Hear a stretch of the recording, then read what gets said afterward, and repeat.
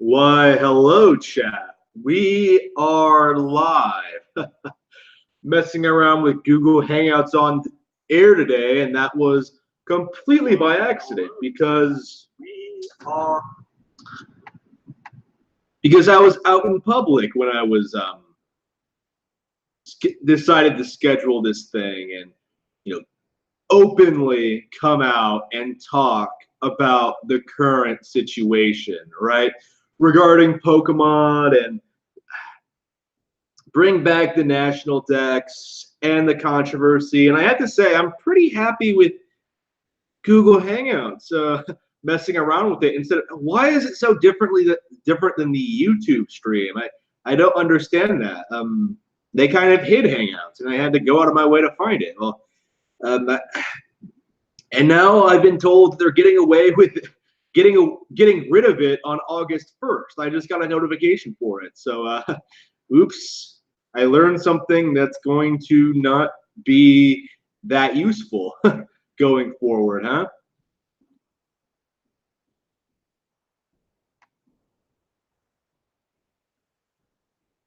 Doop-a-doo.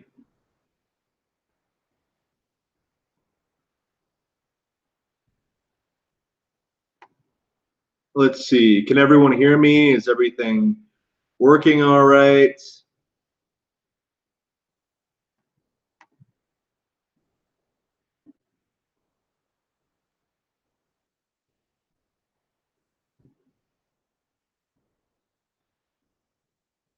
It says I'm being heard, but I'm not sure how.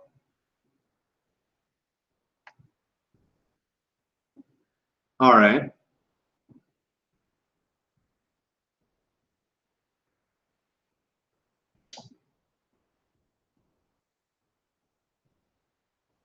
Huh.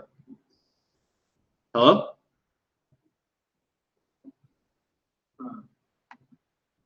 Yeah.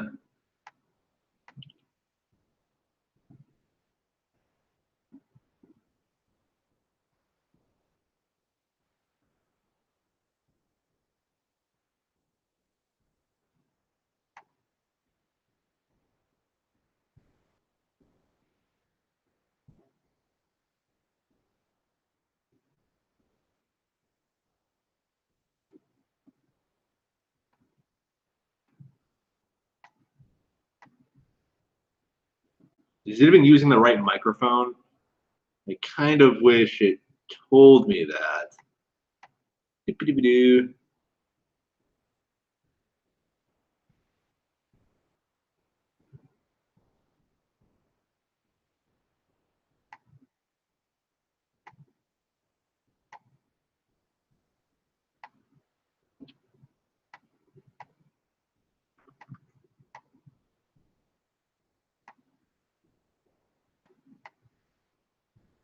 Yes, hello, hello, hello. Hello, everyone. We are getting started here tonight talking about the Pokemon situation. Can everyone hear me? I think everything is set up properly in regard to this situation.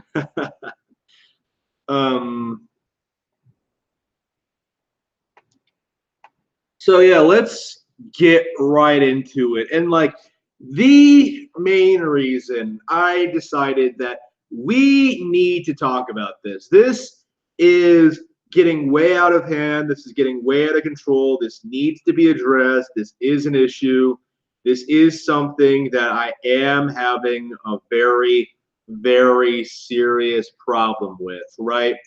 In regards to the whole bring back the national dex thing. And not only that, like the Pokemon and Nintendo fan bases as a whole, right? Like I'm having severe misgivings about the nature of bring back the national dex and the reasons why people are upset. There's being upset at a product for being lackluster, and then there's raging about something inconsequential, right?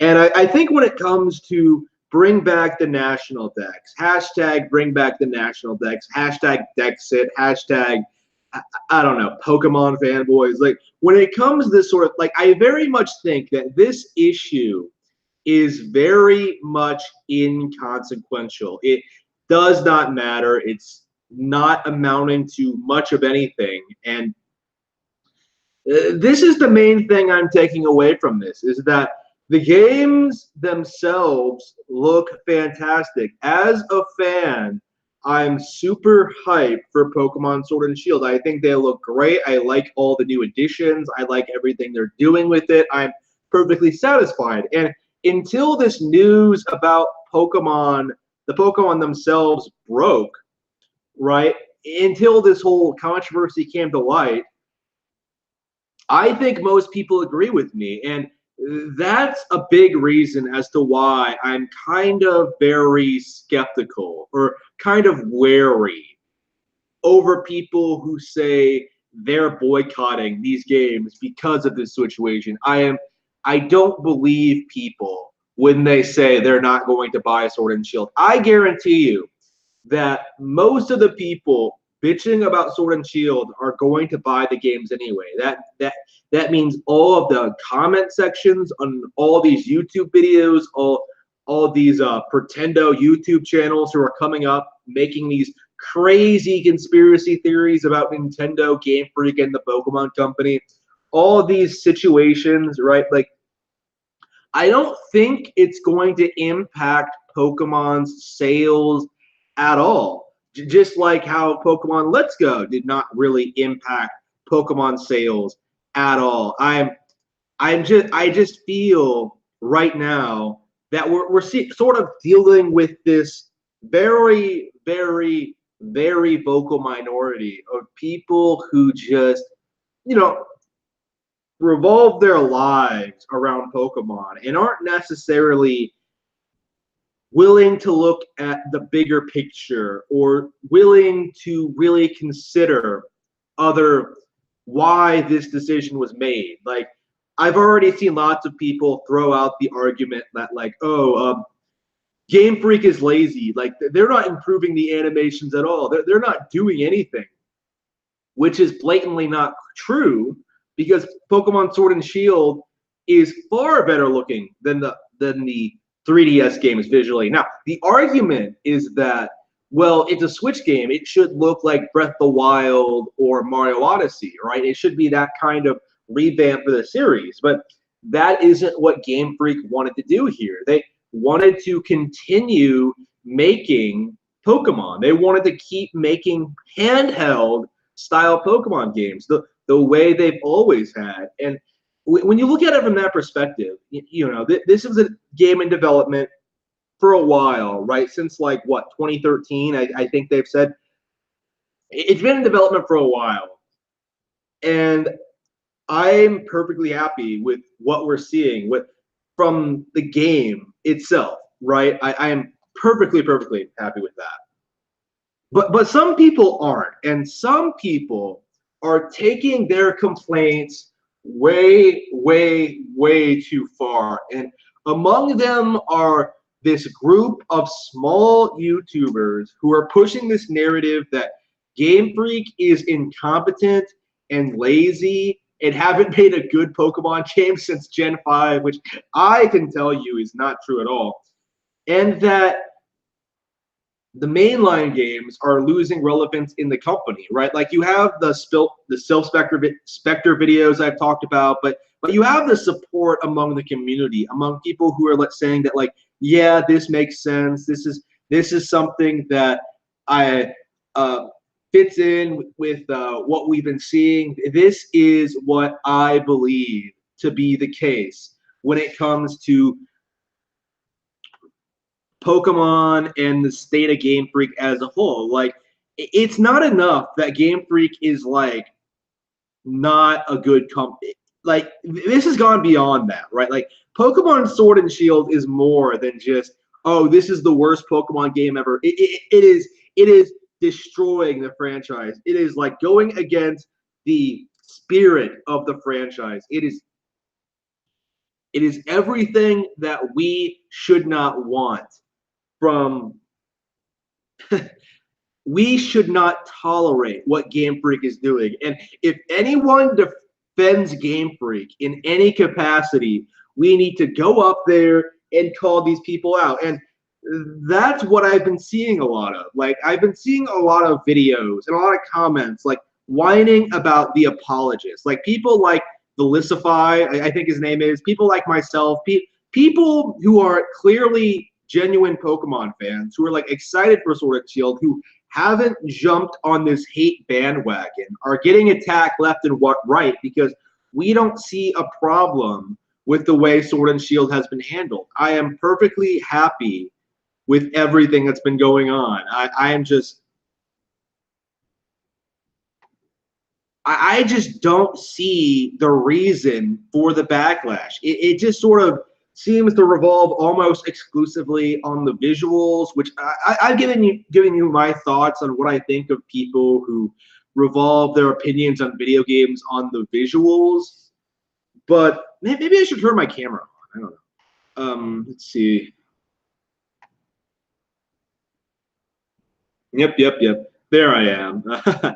I've given my thoughts before on what I think of people who revolve the entire gaming experience over how a game looks. Like, I've addressed this before when it comes to, like, usually PlayStation fanboys and fans of non-Nintendo franchises, people like that who come out of nowhere and always make these claims that Nintendo isn't putting enough effort into the visuals. They need to make them more realistic. They need to put more effort into it. They need to, like, compete with other companies. They need to do more than what they've been doing now to become successful. And that to me speaks volumes of the ignorance of people who are criticizing Nintendo and criticizing the Pokemon Company. Because what does having less visuals do for Nintendo as a developer? It makes them more money because they're spending less money on development. They are focusing more on the gameplay. They can, like, experiment more. They can develop more freely. Like, imagine if Fire Emblem Awakening was developed with the same budget and scope as The Witcher 3, right? Like, imagine it was like that. Like, it wouldn't be the same game. They would have blown that money on animations and all this stuff, and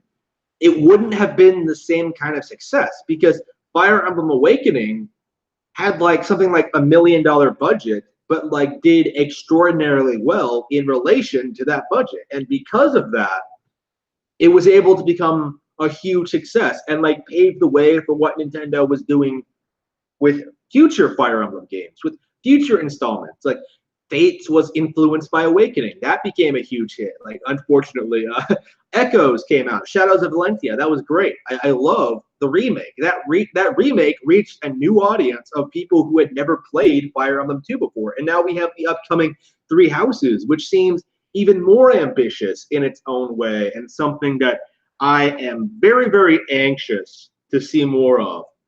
Right? Like, I am excited for Three Houses. And back when Three Houses was first revealed, it had the same kind of backlash and skepticism. Like, in part because Fate was so bad. Like again, I hated Fate.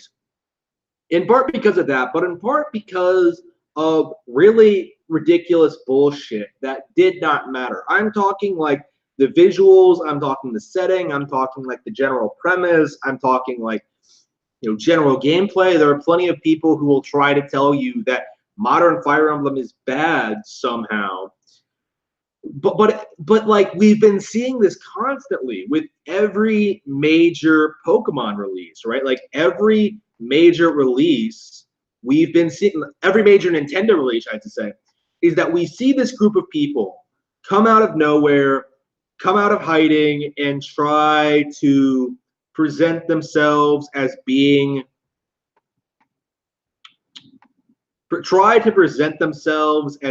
like, knowledgeable, as being people who understand these games, want them to be more than what they are, and will criticize you for defending the games, right? Like, we've seen this with Fire Emblem. Like, we've seen people complain about the waifus. We've seen the bitching about Star Fox, not just around the motion controls about Zero, but in modern times, right now, the big thing seems to be complaining about Star Fox being a rail shooter, how it should be like more like a military, open world military tactics game, or open world, or more like Starlink, which is kind of ridiculous. But you see this all the time in all sorts of Nintendo fan bases, and it comes and goes in waves.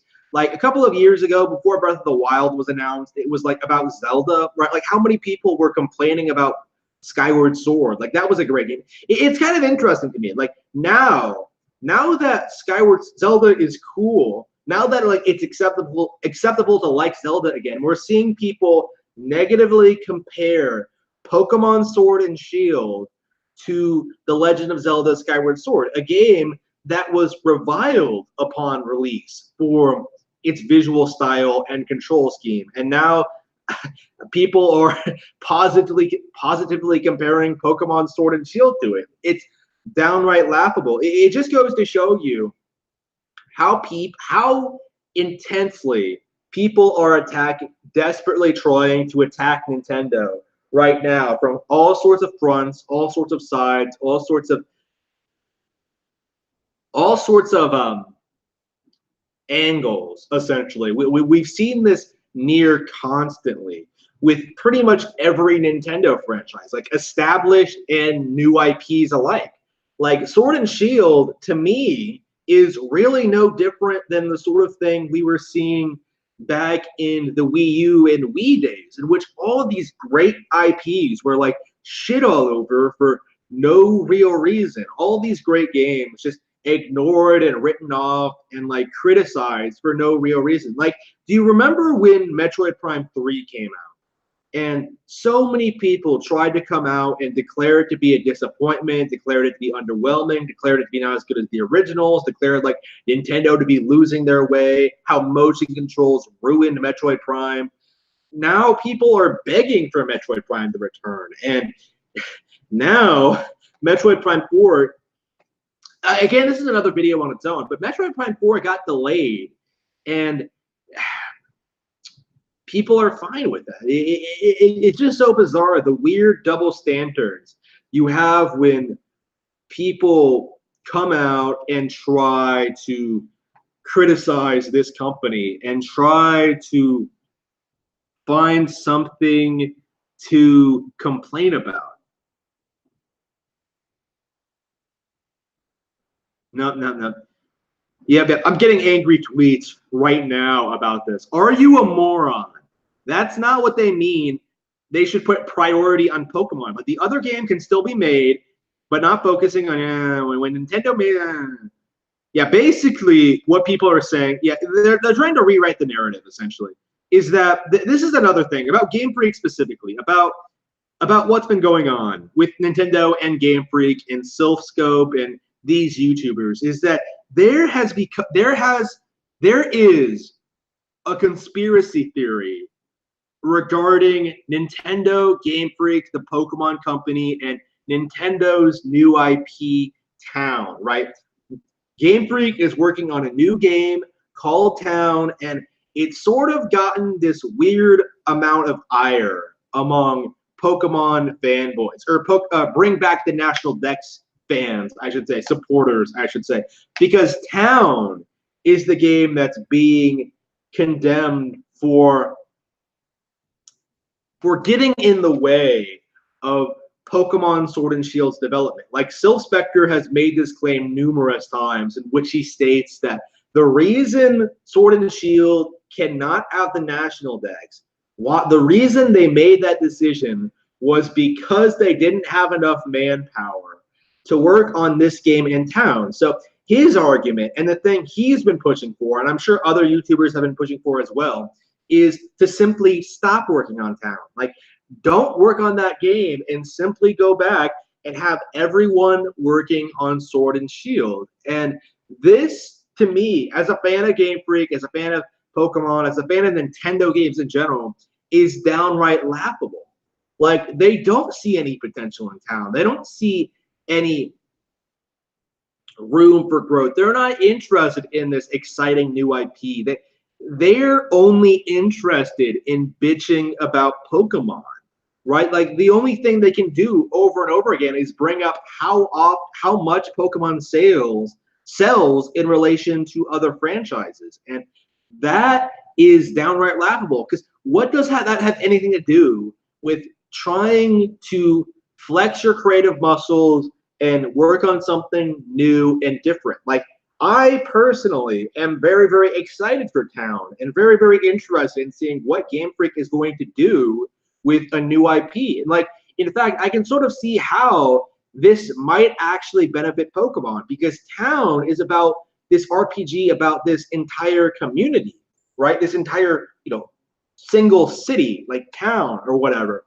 And I could see that. Like this is the situation as Game Freak explains it, right? Like Town, projects like Town exist to allow the Pokemon company to come out there and make new games, like to get new experience, like experience that they can put back into Pokemon. Like they explained this in all the interviews he cited, that they wanted to get more experience to work on different things other than Pokemon in order to come back to it and like think about more features they could add in the future. And like looking at Town, I can already, and how it's set up, how like it seems like it's a more fleshed out city than what we normally see in Pokemon.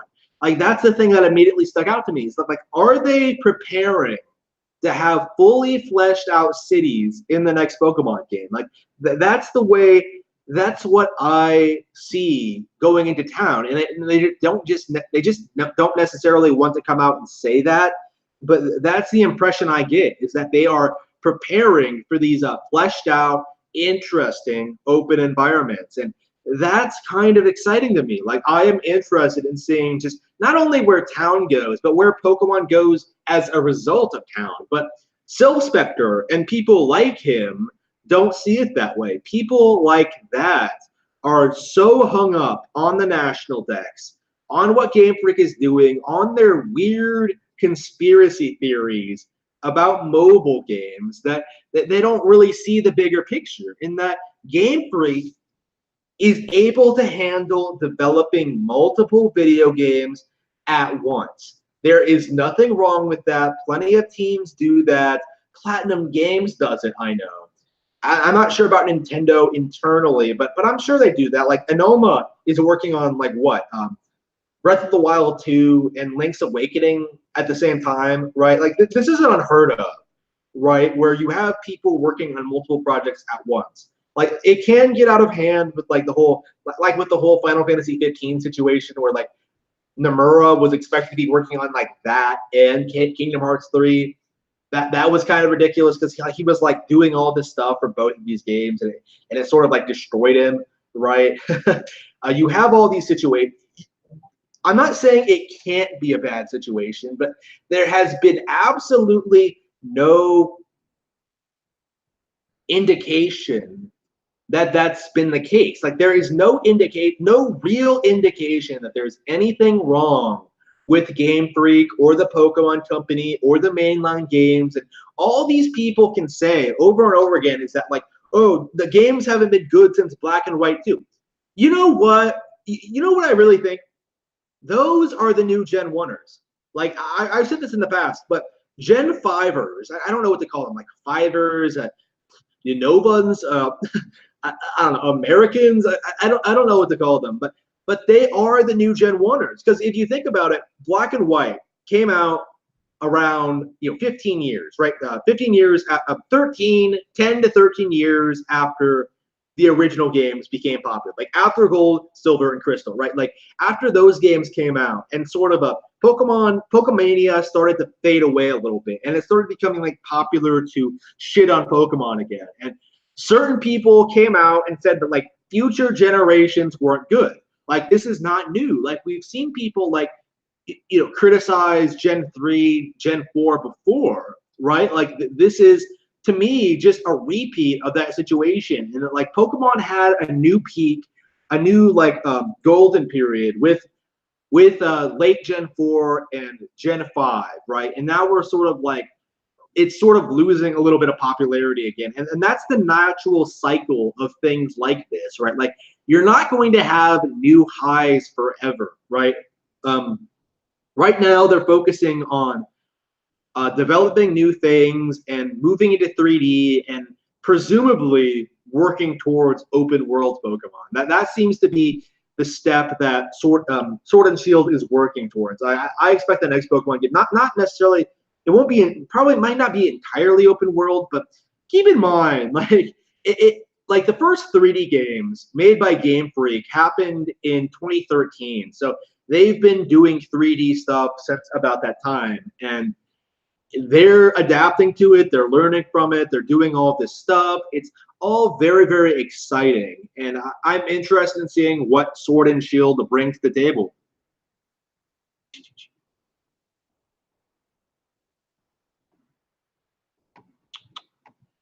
It just the complaints I feel are completely unwarranted, right? Like, I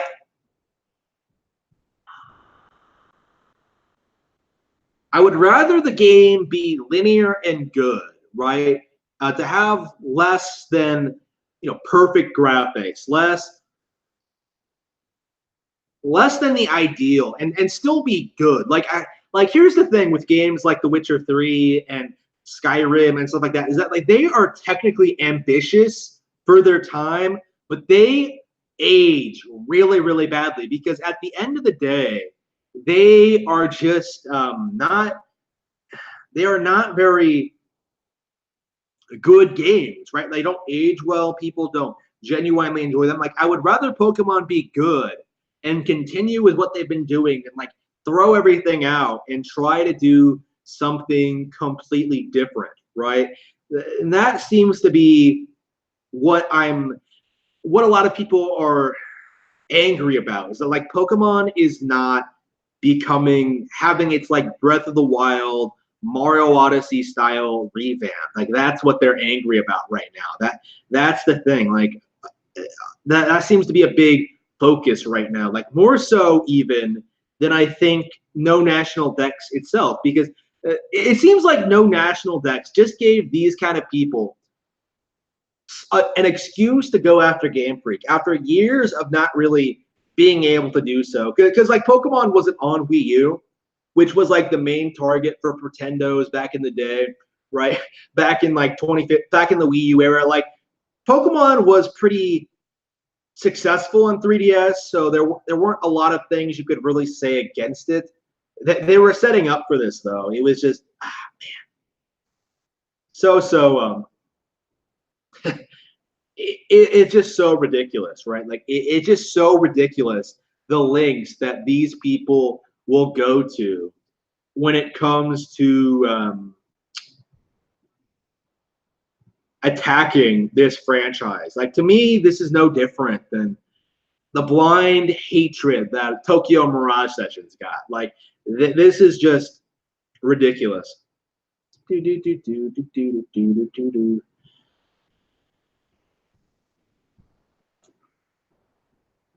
So is there anything else I needed to address about this situation? There's a lot. I already talked at length about the going too far. I guess I should talk about it again on stream and maybe go into a bit more detail and maybe do some screen sharing so you can see that I'm not full of shit when I'm talking about this. But there has been the overreaction to bring back National Dex has resulted in this extreme sort of response to it. Like the backlash among fans, like they are so desperate to try and present themselves as an oppressed an oppressed minority that Game Freak is abusing and ignoring and hates and doesn't want to help. Like, they are so desperate to push this narrative that they are comparing Pokemon to the Holocaust.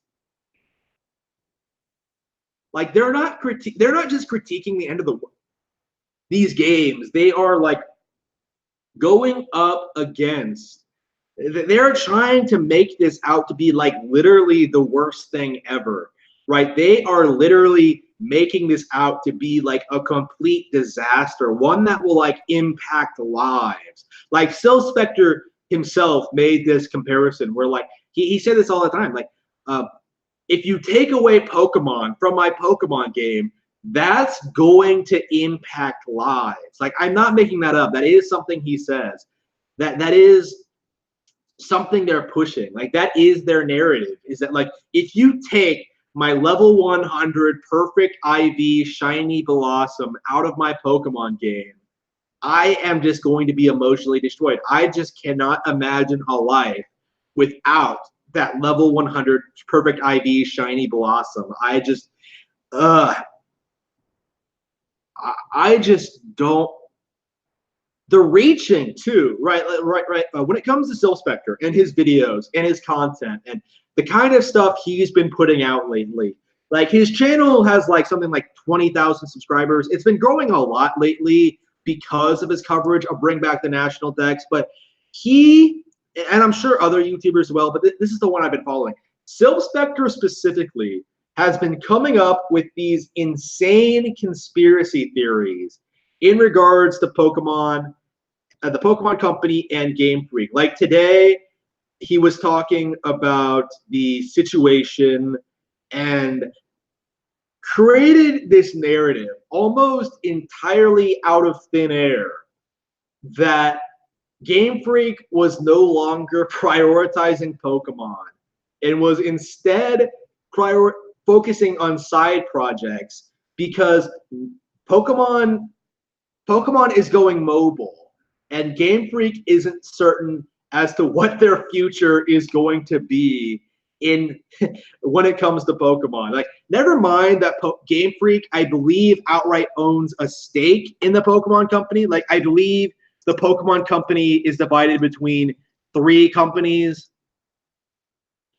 Game Freak, Creatures, and Nintendo. That's why Nintendo just can't just rip Pokemon from Game Freak. They need to buy them out first or do something. Like they probably could. I'm not sure why they haven't done that, but the Pokemon Company is doing very, very well for itself. That's my point here. But my point is, you can't just say that Game Freak needs to.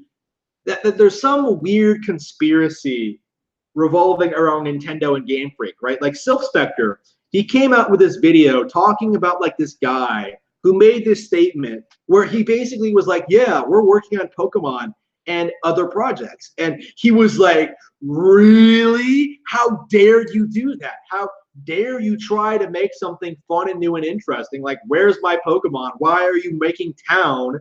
Why isn't every single Pokemon in Sword and Shield? Are you becoming you're going mobile only, aren't you? It just went on and on with this bullshit, right? Like, it's a lot like how Guru Larry went when he made that Shigeru Miyamoto video. It was a lot like how he went out there and tried to tell people that this uncorroborated source from this random website was proof that Shigeru Miyamoto was an asshole who's been like ruining Nintendo for years. And that's the same sort of narrative I get from this. And a lot of the coverage of Masuda is that there seems to be like a lot of this blatant disrespect as to the current direction that Pokemon has been taking. Because you can say, the newer games are not as good as the old ones, right? But you can also say, and this is my opinion on this, is that they have made considerable improvements that deserve to be respected in their own right. Like, I do not like Pokemon X or Y. I have issues with these games. They are my least favorite generation of Pokemon. However, those are the games that brought Pokemon into 3D. And they added stuff like roller skates. And that was something that like I found to be perfectly enjoyable and interesting, right? Like, that was something that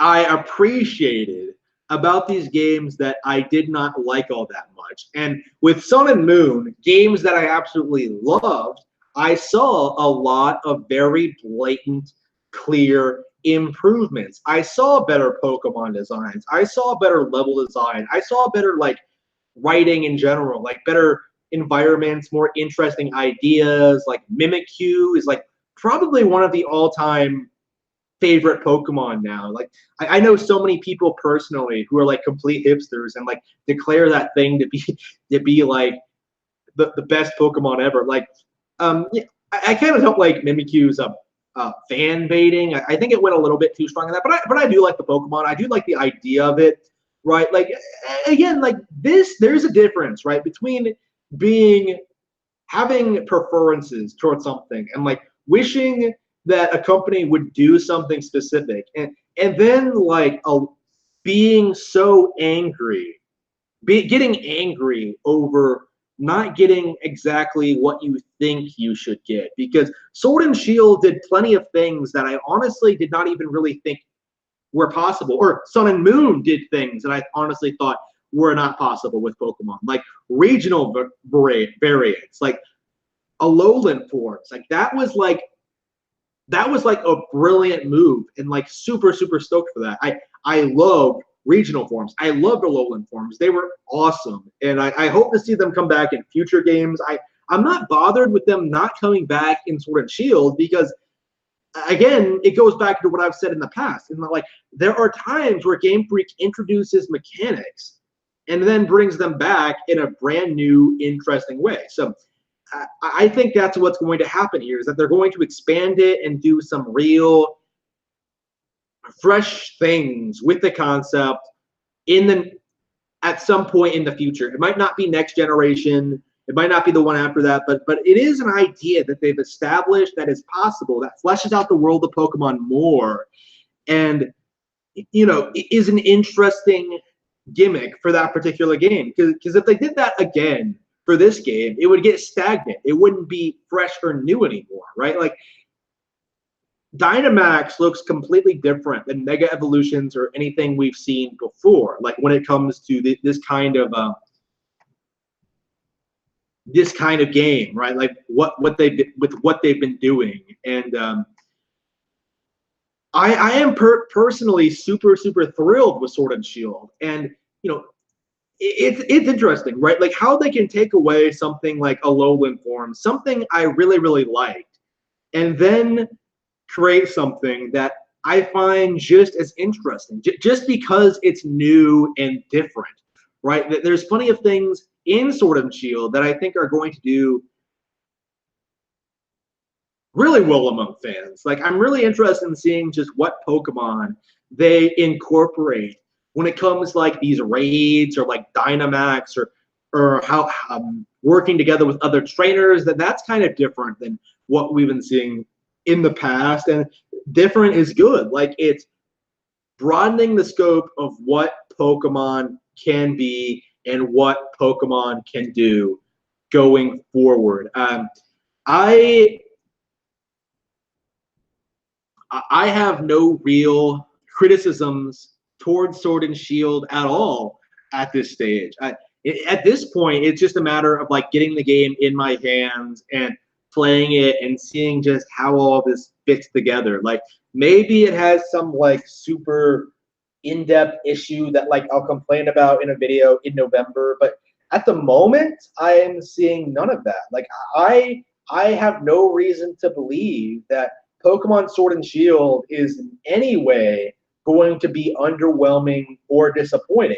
There's no reason to indicate that.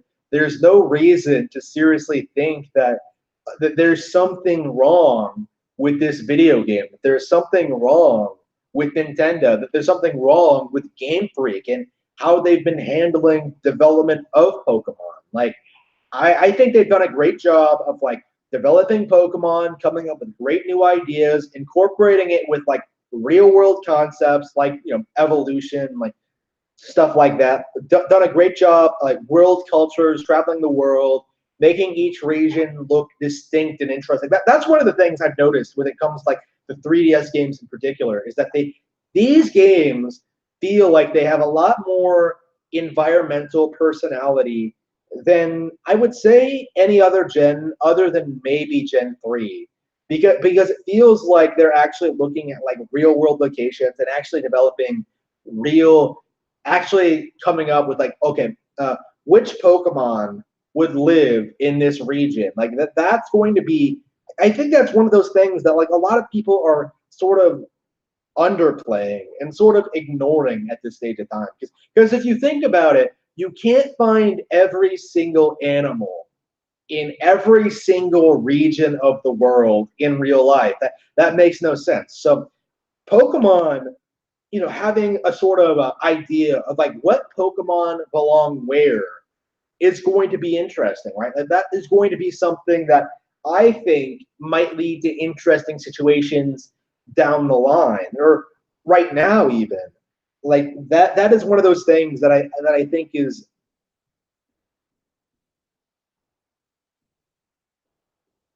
people are criticizing with no real understanding of why this decision is being made or how this can benefit them, right? That they are too focused on the negative.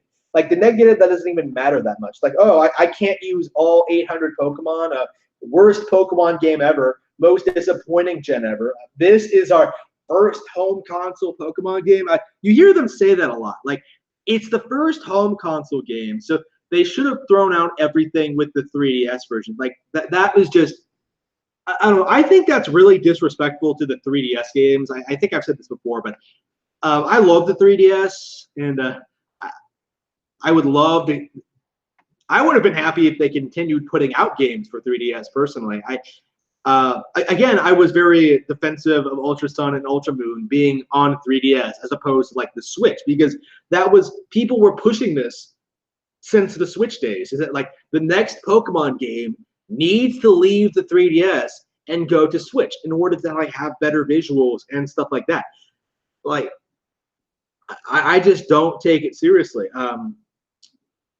I don't take the complaints seriously because it really does feel like the vast majority of people are just fishing for views and fishing for attention and looking for something to complain about. I just maybe I could go ahead and look up the Game Freak is lazy video. Oh yeah, the tree. Yeah, I don't know why I didn't talk about the tree and like people complaining about the tree. I remember back when Breath of the Wild was first announced and people were desperately trying to damage control this game. Like you had people talking about the visuals, you had people like you already had people pushing the like oh everything is scripted meme and like oh everything looks all washed out. It can't compete with like real AAA open world games. You heard people say that a lot about Breath of the Wild, right?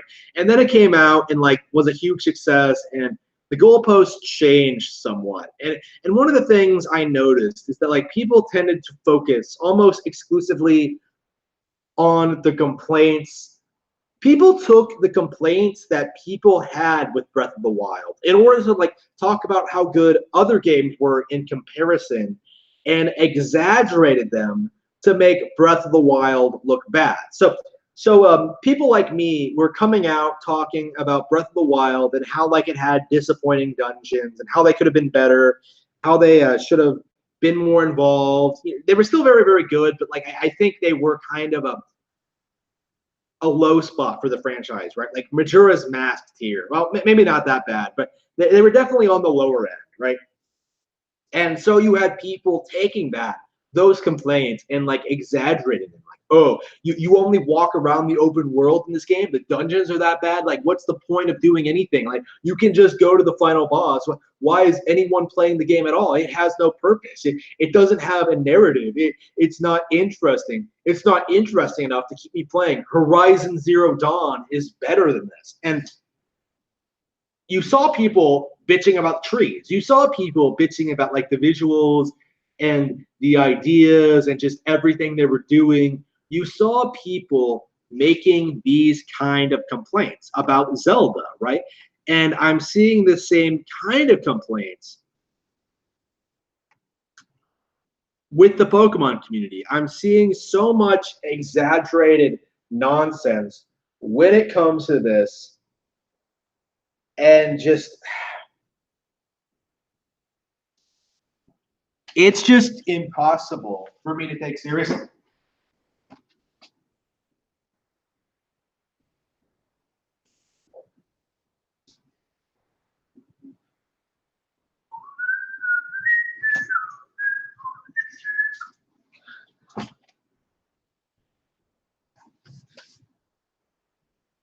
So, what's next for the Pokemon franchise? What is going to happen in results of this controversy and in result of what they're doing and what they're doing right now and stuff like that? Like, what exactly is going to happen? If Let's Go is indication, not a whole lot. Like, I expect this game to outsell Let's Go. I expect it to be a huge hit. You know, mainline gen. It has like all these new Pokemon.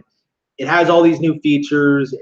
I expect it to sell like, not maybe even more than other Pokemon games have in the past, purely on virtue of it being on Switch and purely by virtue of it like being the new mainline Pokemon game on a console. Like I think this is going to result in massive, massive sales for this game. Like I think it might sell more than the average gen. Like I think lately they've been selling around like what, 14, 15 million units. Like I could see it breaking 20.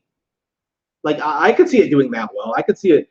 I could see it selling significantly more in spite of the backlash, because the backlash simply doesn't feel genuine enough. It doesn't feel like they're alienating their actual consumers at all. It just feels like everyone who is buying the games anyway are making these arbitrary complaints about it. I just don't get it. Like it'll be interesting to see how little this controversy actually affects Sword and Shield. I really do think that once the games become successful, once they come out and sell like what 6 million units on day one or something like that, like once that happens, people are going to start mocking bring back national decks. Like, wow, you said Pokemon was ruined, and yet here we have another success story on our hands. And the game's going to be good too. It's not going to be like an EA situation where they sort of have certain franchises hostage. It's going to be a really good Pokemon game that people are going to play and support, and it's going to be fantastic. I'm really, really looking forward to that. Let's see here.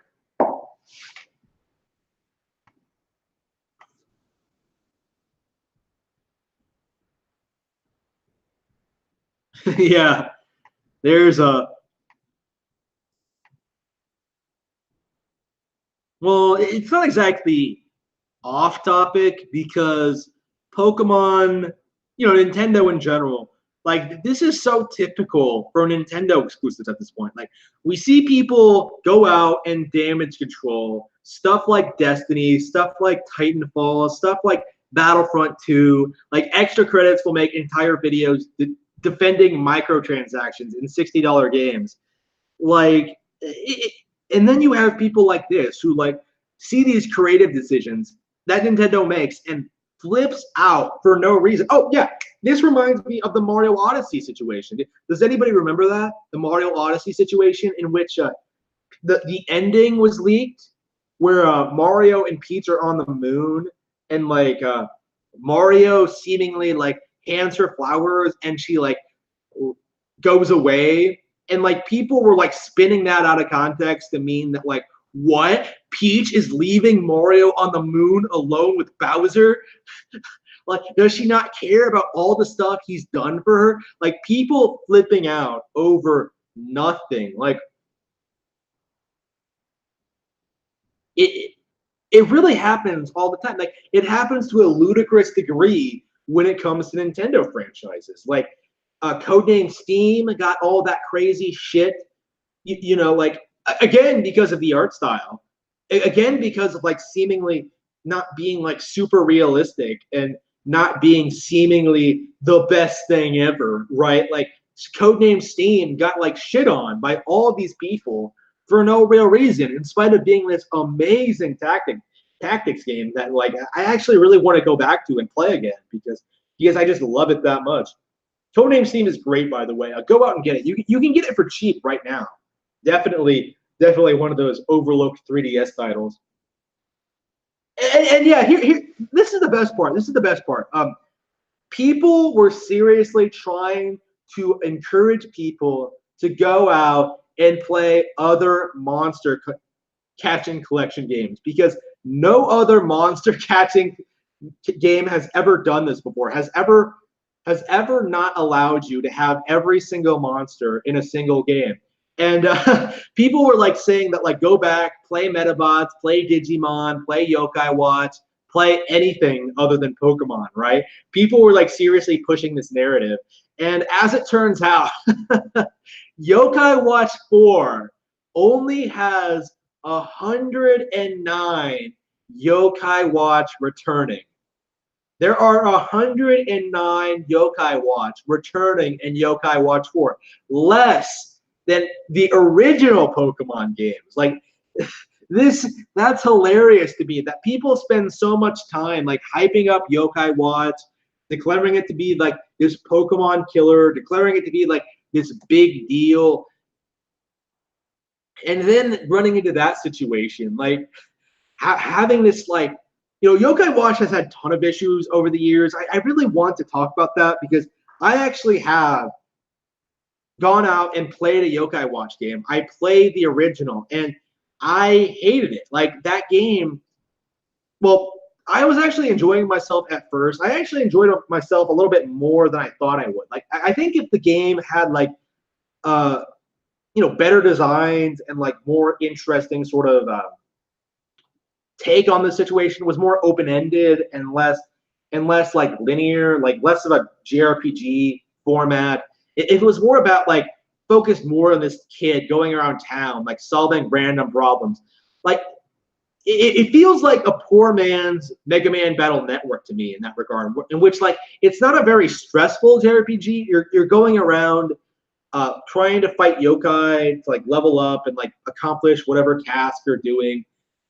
The combat isn't great. I just like there's so much they could have done with it because I do think it's an interesting idea that could have worked, but it runs into those typical level 5 issues in which they put the production and just trying to make it into like a multimedia thing and just doing all this stuff, like not really doing a whole lot to make the idea interesting, right? Like I still think Professor Layton is probably the closest they've ever gotten to making like a truly great IP, and even that game has a ton of issues, right? Like again, this goes back to what I've said about level 5 in the past, but I want to like level 5. I like the fact that they are a distinct third party in this age where it feels like every third party is the same and doesn't support Nintendo. Like level 5 actually supports Nintendo and actually tries to put games on Nintendo hardware. So that makes me want to like support them. But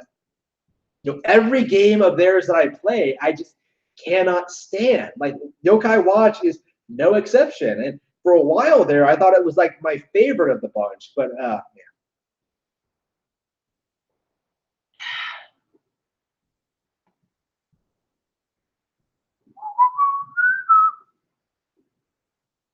Well, Yokai Watch doesn't have a fan base to begin with. Like the only reason people talk about Yokai Watch is in order to like talk shit about Pokemon. That's really the only reason I've ever seen it brought up is when Pokemon people want to push this idea that Yokai Watch could be a Pokemon killer, right? Because Yokai Watch was taking all these steps to try and be the next Pokemon. It had this like insane marketing blitz. It had its cartoon. It was like trying to promote itself. It had like this big game. It was trying to be this big deal, right? And people were trying to latch onto that. Like this is bring back the national decks. This is something I really want to hash out in this live stream. Bring back the national decks, and Pokemon in general has been getting this kind of weird fan pushback and criticism since like I want to say at least since 2015. Because that's when I started noticing probably even longer than that, because we've always had like weird Pokemon fans, right? Like it's hard to say when exactly this began, but in 2015, back when Yokai Watch was first coming to America, and people were first starting to talk about it, like there was this weird narrative pre-release that like Yokai Watch was going to be the Pokemon killer. It was this huge deal in Japan. It was this phenomenon. It was like the most popular thing since Pokemon. It was like eclipsing Pokemon in sales and popularity. It was like going to the only reason Pokemon could even compete with it was because Pokemon was such a long-standing franchise that's had a long history of like doing extremely well in Japan. Once Yokai Watch came to America, that would be the end of Pokemon. That would be the beginning of the end for Game Freak and the Pokemon Company. Yokai Watch would take over and would become the hot new thing and destroy Pokemon. Spoiler alert, that did not happen. Yokai Watch is kind of the butt of jokes among Pokemon fans now because this narrative was pushed so much, because people kept going with this angle, the Pokemon killer angle. Like when the game actually came out, like, you know, no one wanted to even try it because it had this weird stigma of being this really disastrous, lackluster new IP, like that tried to hide behind the fact that like, oh, it's for kids. Level 5 to me is like everything what Pretendo's accused Nintendo of being when it comes to like handling child-friendly franchises, right? Like Yokai Watch is ham-fisted. It is uninspired. It does have like terrible combat. It's simplistic. It doesn't have any personality. Those are complaints that are often lobbied at Nintendo, but like I think they suit level 5 and Yokai Watch far better.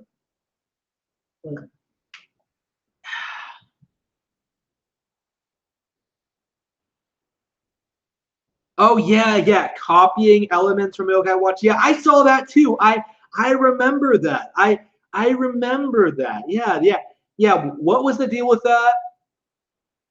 I don't remember exactly what they were saying was copied.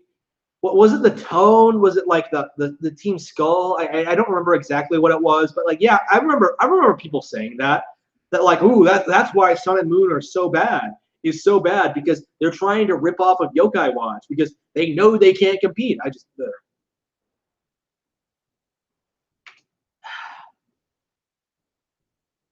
I wouldn't even say Yokai Watch is popular in Japan at this point. It's kind of interesting to see how far the franchise has fallen in recent years. They've had to reboot it for the fourth entry. Like it's lost its momentum after 3 games, and they're going to have to start fresh.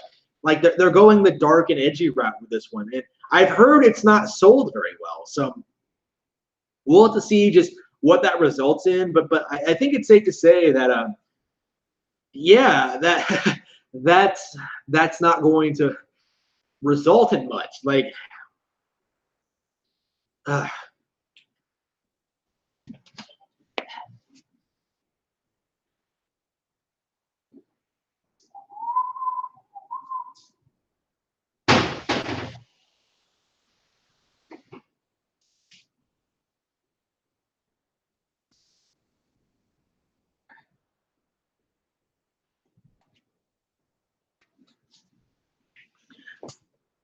uh,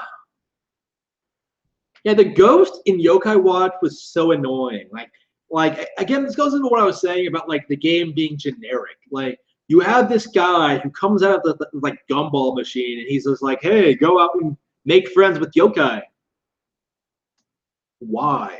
Like, why would I do that? Why is that interesting? Like, even the main character is just like, why would I do that? And then he just sort of does it anyway because it benefits him, but because his parents are fighting or some shit, and it's just, uh, yeah. That's another thing about Yokai Watch. Why do the parents sleep in different beds? Like that's just kind of that's kind of raising red flags for me. Like is this? Are they going through a divorce? Is that what's happening?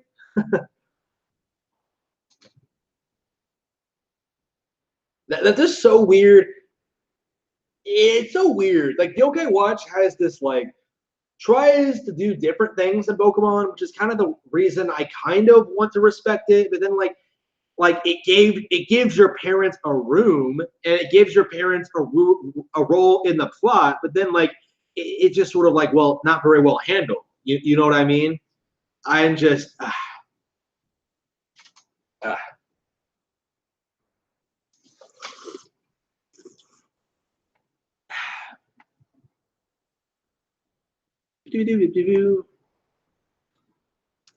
Maybe I should just look at VP threads to talk about the weird stuff that Pokemon fans are talking about right now. Let's see. Yeah, it really does feel like Bring Back the National Dex has already lost a ton of its momentum. Like I'm seeing a lot of people coming out and like criticizing it. People are getting sick of that fucking tree being brought up all the time. People are like coming up with counterpoints to everything. People are addressing, that the backlash is bullshit, and they're even like posting statistics and stuff like that. Like it really does feel like this controversy is not going to go anywhere. Like it has essentially lost all of its momentum.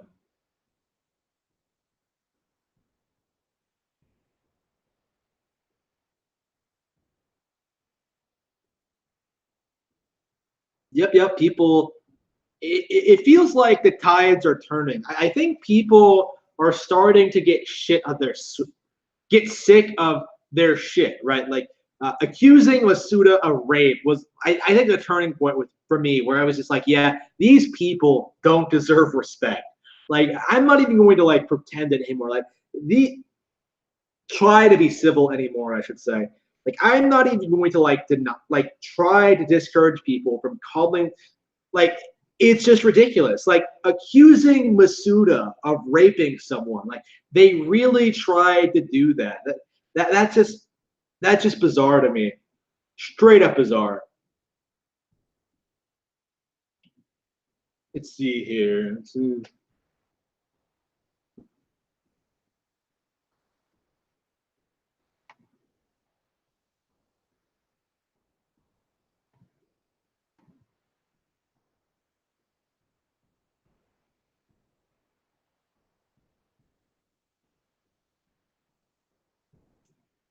I'm not expecting the game to look ultra realistic. I think Let's Go Pokemon Eevee looks fantastic. This heaping pile of garbage does not have art direction. Yeah. So at this point, they're trying to compare Sword and Shield to like negatively to Let's Go. I don't think that's going to go anywhere. Like I don't think that's going to like win over any more supporters. I think we're through the worst of it now. Like I think we're on the downturn and people can start like getting hyped for this game again. I just ugh.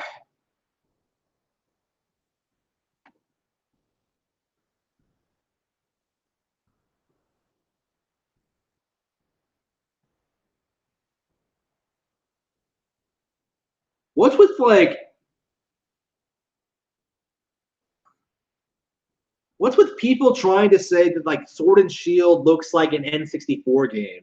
Like that's just plain ridiculous. Plain ridiculous.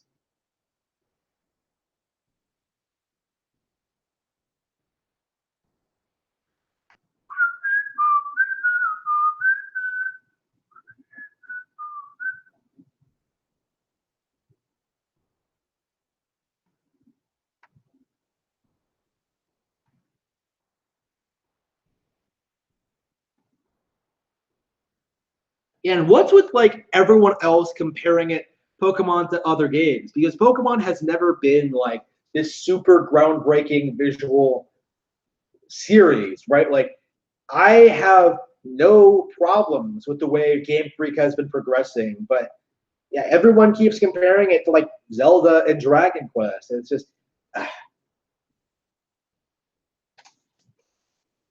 let's see here. Let's see.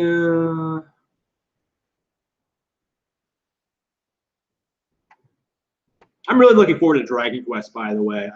I so am looking forward to 11 so much. Oh yeah. That's a good point. Like growing up like they have, it's the same kind of thing that like Zelda fans went through a couple of years ago. Well, I guess still going through to a certain extent, but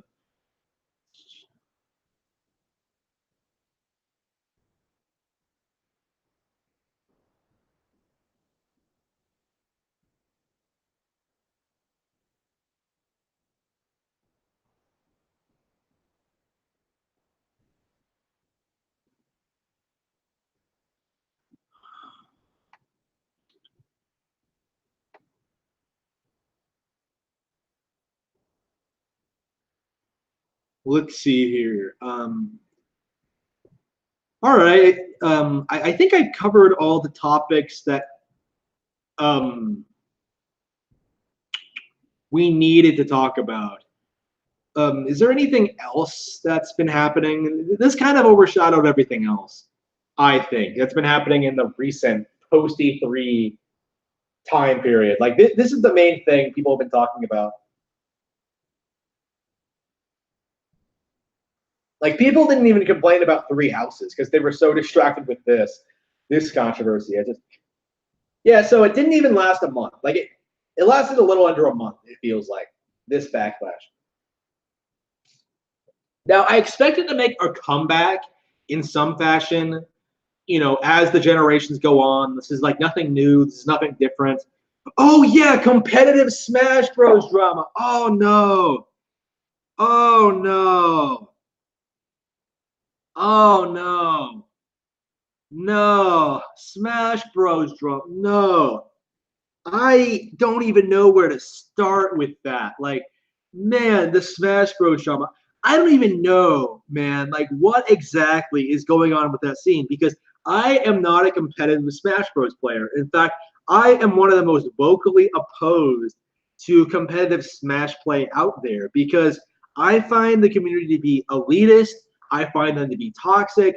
I find them to be like hateful people who like just are rude to creators and like other fans and people who like brawl and Smash 4 and just I don't like them, right? And this this situation this situation is like the worst thing I think I've heard of from a Nintendo community in a long, long, long time. Like the first, like, was Bochi? Okay, I guess it doesn't really matter, but yeah. I still think it's kind of disrespectful to Bochi as a player to be like going out there, winning tournaments, playing against competitive smashers, winning, creating a YouTube content, and then like getting shit on for like no reason apparently. Like again, I'm not. I don't know anything about Bochi. I don't know anything about these people. I don't know anything about what they're doing or what they're like. Yeah.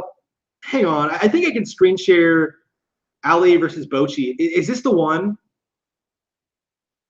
Ultimate 027 winners quarterfinals Ali versus TSN. Is that the one? I could screen share it. We can watch it real quick.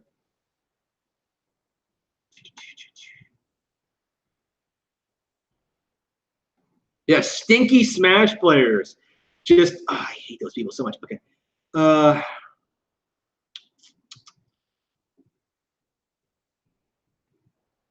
Yeah, how does screen share work?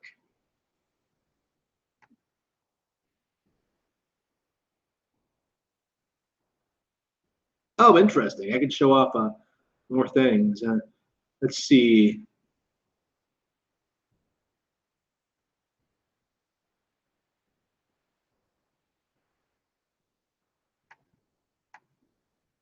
All right. Screen share.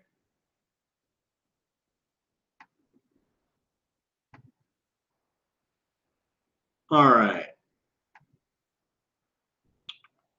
Awesome. So we can get back into seeing what.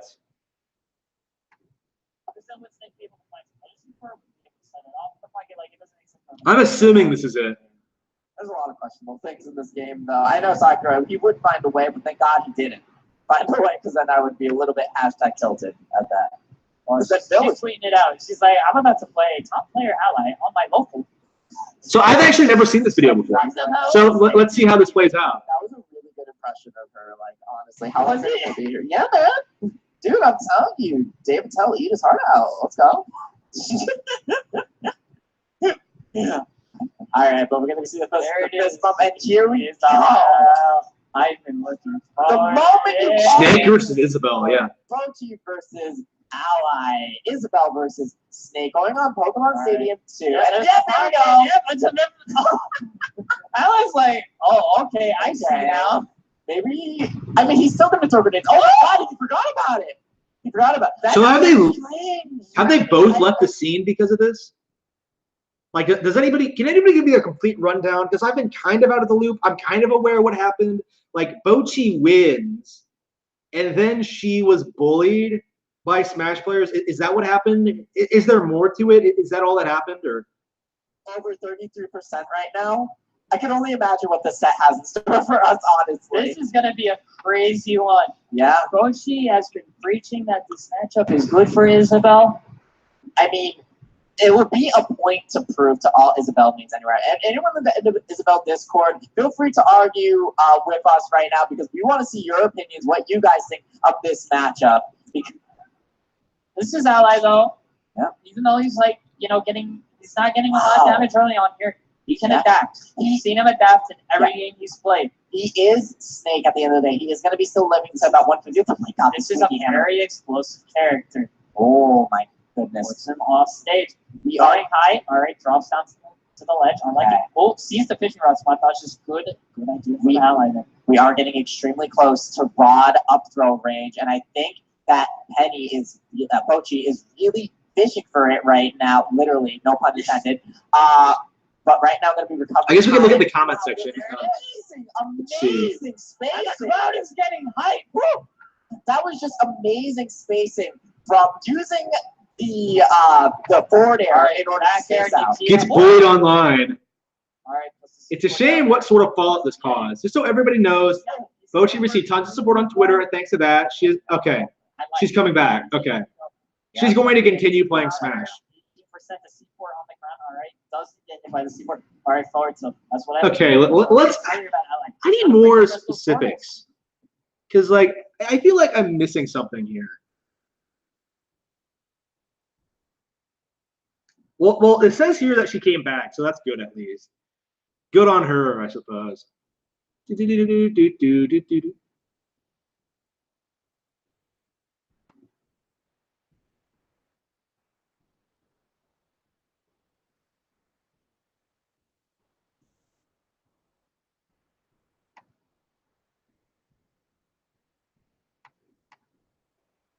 So why exactly I kind of want to see the bullying comments. Does anybody know where they are?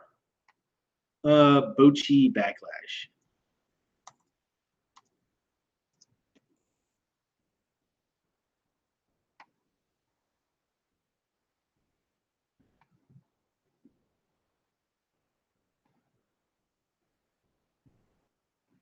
Oh, fuck you. Whatever. I don't normally do this, but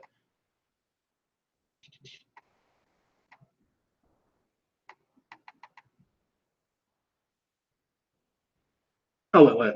Okay, hang on. I can turn it back on. Okay. I've been accused of bullying a 15-year-old player into nearly retiring from the game after she made headlines for defeating top Smash Bros. Player Ally. Who even is Ally? I don't know who these people are. I don't care about them. They're, like, you play a video game. Like, how dare somebody beat you in a video game? Bochi later stated, oops, shit. Looking to withdraw from the Smash Bros. Community, adding that she would also no longer stream in order to avoid the negative backlash against her from some corners of the game's audience. Bochi received a lot of attention after defeating Ally Snake with Isabel, a mid-tier Smash Bros. Ultimate character rarely used in competitive tournaments. It seems that after this major upset, tires are bullshit, by the way. Just be good at like certain Pokemon, you'll be fine. It seems that after this major upset, Ally was hounded by envious members of the Smash Bros. Community.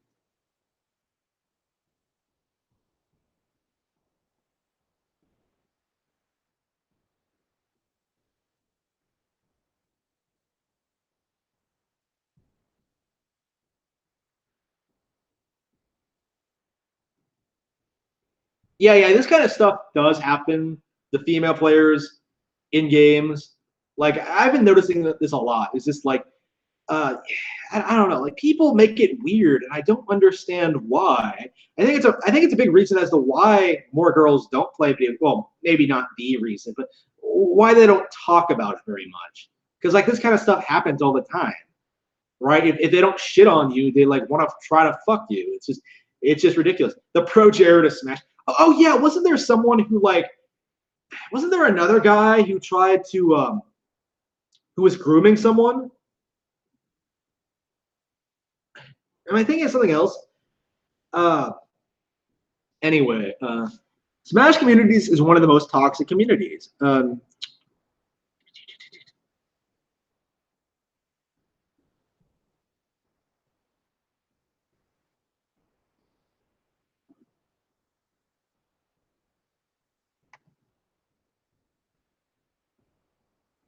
So yeah, ridiculous.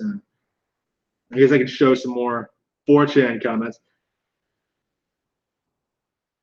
I would imagine Nintendo aren't too happy with GF, but I'm really not sure what can be done at this point.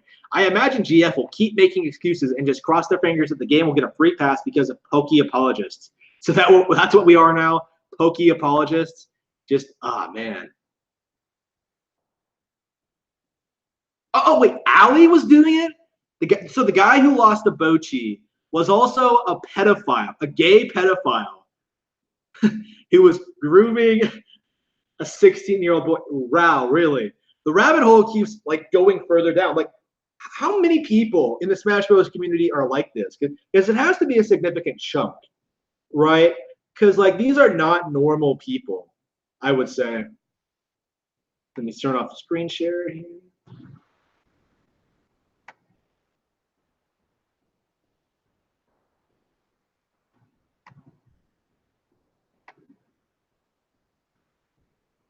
Yeah, I definitely need to get the get the rundown on this.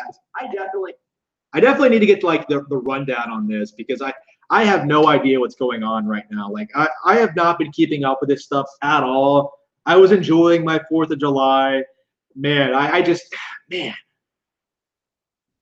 Incredible this happened. Like straight up incredible.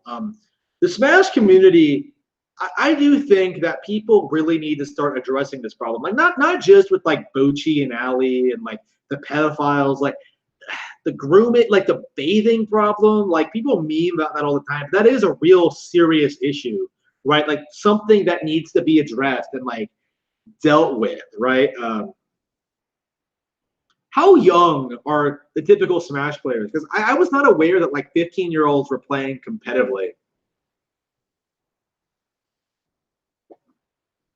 I'm not sure. How can they afford to travel to like play?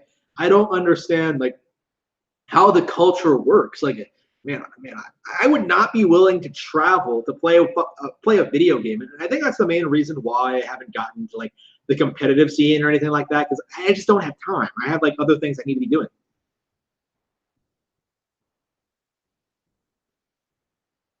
I mean, I would love to like play ARMS competitively, but like I'm fine with just playing online. I just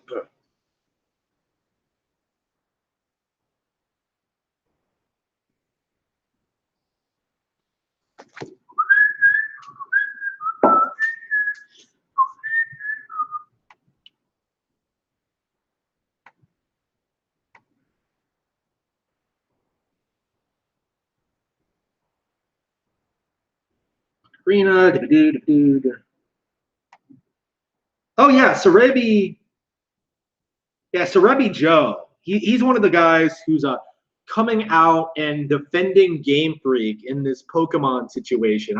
I've been seeing a couple of his comments. I've mostly been following like the List Spies content because I've been finding that he's been talking about like specific things that like I'm not aware of when it comes to these sort of things, like the nature of the whole like tree argument and like the animation argument and stuff that like stuff I'm not super willing to put the time into researching.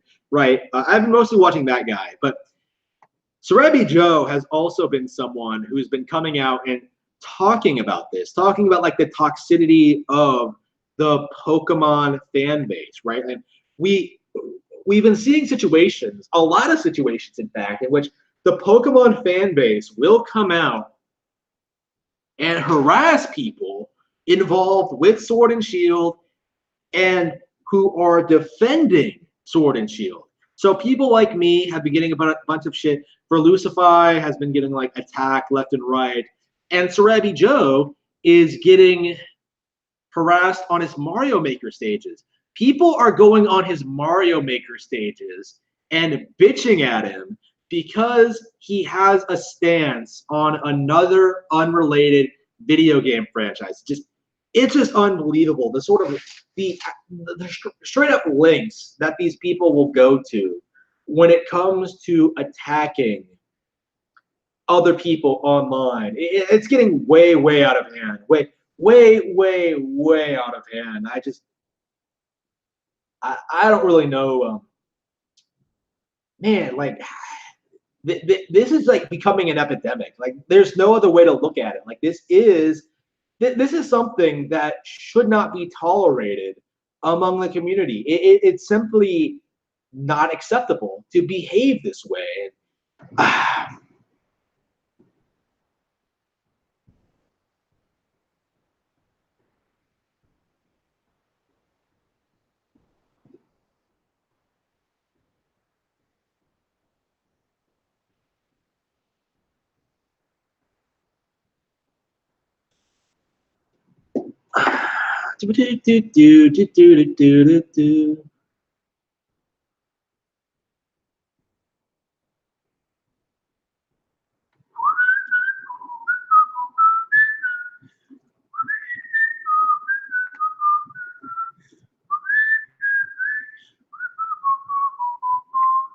So let's see here.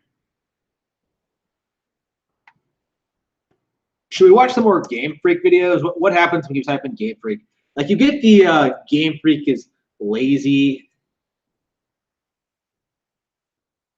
Yeah, Game Freak admits Pokemon isn't priority. That the Still Spectre video I was talking about. Oops. Yeah, let's look at the conspiracy. Right. Still Spectre is like straight up conspiracy. I can tell you that one right now. To see and let's see. Downvoted that. Yep.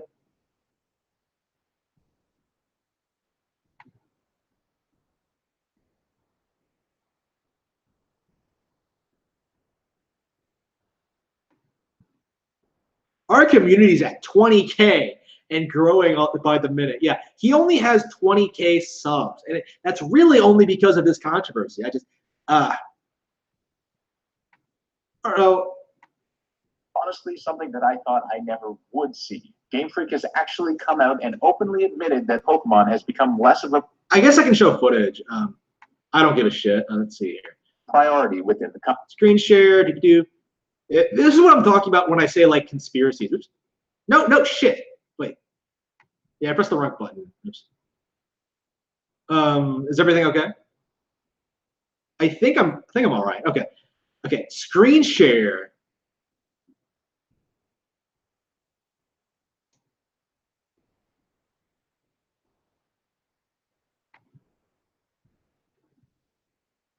Okay, let's look at this. Company. Now, this is what I mean when I say like this is what I mean when I say Self Spectre is a conspiracy theorist. I never wanted to see, and honestly, something that I thought I never would see. Game Freak has actually come out and openly admitted that Pokemon has become less of a priority within the company. Now, if you've been watching my videos recently, you'll know I've been advancing a theory about why exactly there are so many problems with Pokemon Sword and Shield. Theory. That theory is missing a conspiracy in front of it. That's all I have to say about that. And it basically has to do with Game Freak becoming less important to the Pokemon company, and therefore Game Freak is focusing more on other projects instead of Pokemon. If you haven't seen those videos, make sure to watch them so you have a full understanding of what's going on before watching this video.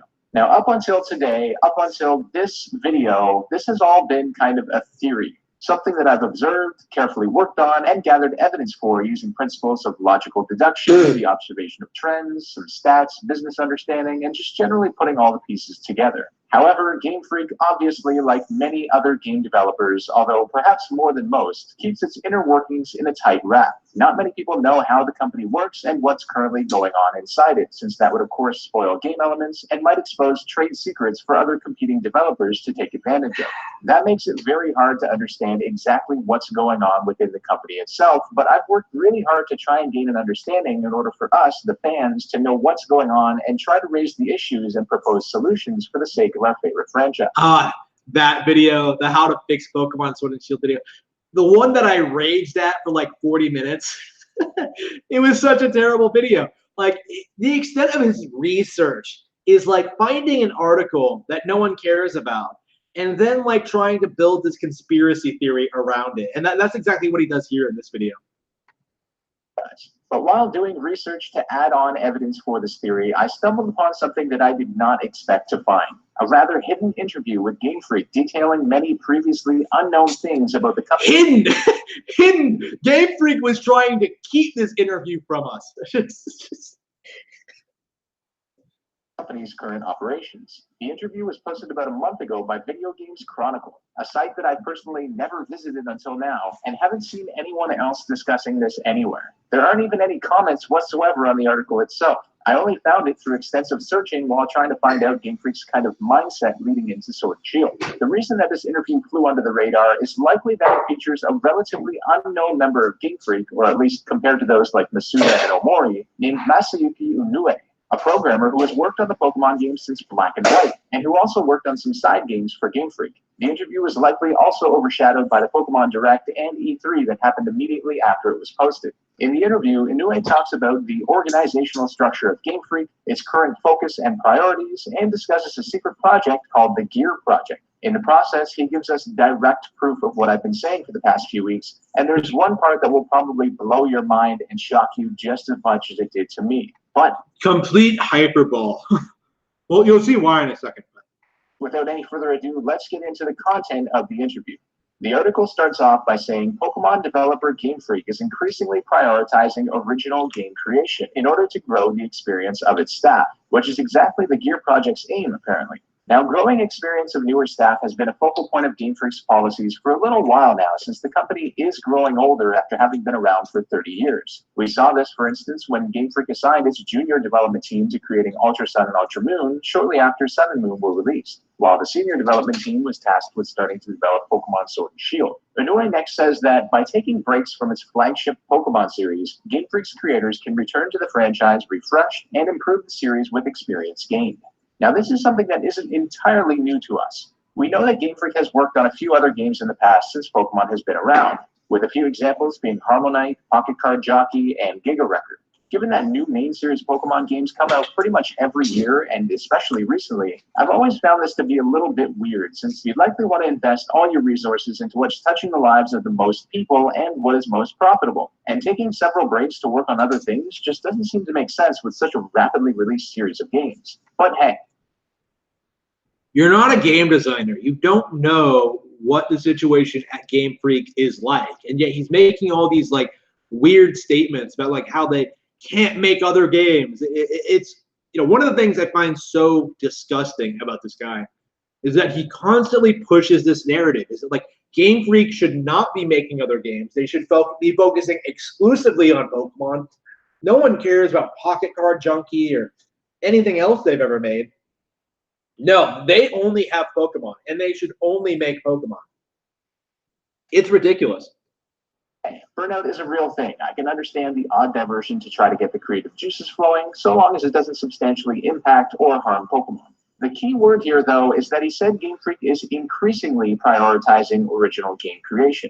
If we look at each 5-year period since the creation of Pokemon in 1995, we can see that the number of non-Pokemon main series games they've created has steadily increased to an unreasonable level. From 1995 to 1999, they created 3 side games, with 2 in 96 and 97, mainly because Pokemon wasn't a huge thing during their development yet, of course. From 2000 to 2004, they created 0 other side games. 2005 to 2009, they created 1.